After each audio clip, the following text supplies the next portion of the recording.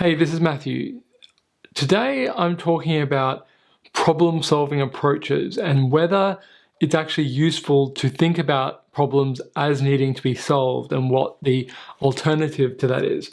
I'm doing the same style that I've been doing recently, which is I'm just going to record a video with my thoughts and I'm not going to really edit it. So I hope you enjoy this kind of thinking and my thoughts around this particular topic. So I was having coffee with a friend the other day and I was reflecting on something that's very common when I'm doing psychodrama or I'm doing lots of personal development work that isn't around actually having solutions. So a lot of therapy or a lot of personal development stuff is like, I have a problem and I'm going there to solve that problem, and when I've solved that problem, I'm complete or I'm kind of done.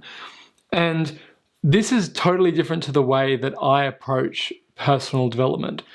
The way I approach it is that I go along even if I don't know if there's anything to work on or anything to do, because I'm on a kind of journey of exploration in myself.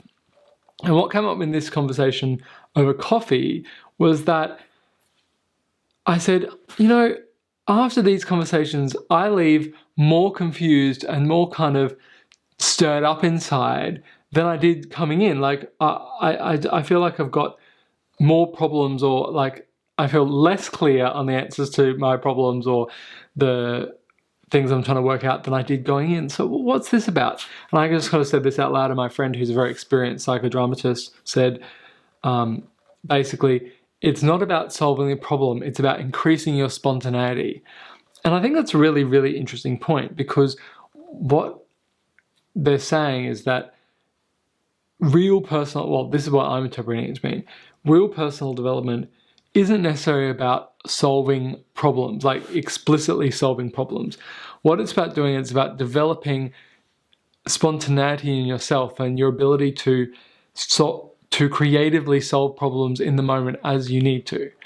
And it's this kind of trust that when there is a problem to be solved, you will know what you need to solve it. You'll have what you need inside of you to actually solve the problem.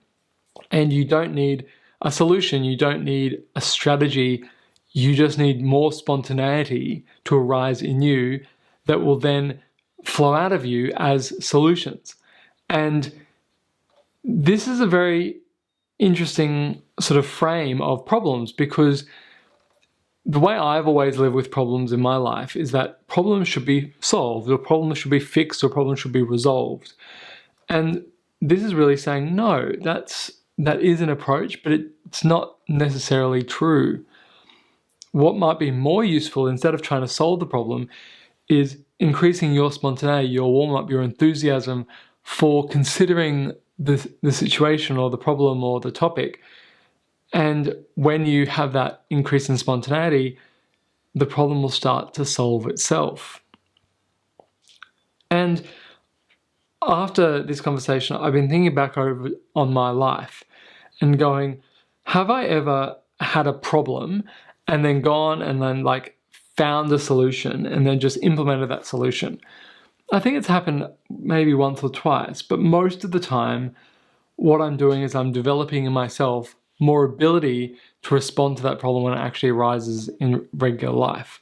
So it's more that being involved with personal development or being involved with thinking about myself or reflection or having a conversation with someone, it's not about solving the problem. It's about building roles in myself that I can then use to solve the problem when it arises. And I found this a really interesting frame and a different way of looking at problems as they exist in the standard way of looking at things. So that's all I've got for you today. And until next time, the journey continues.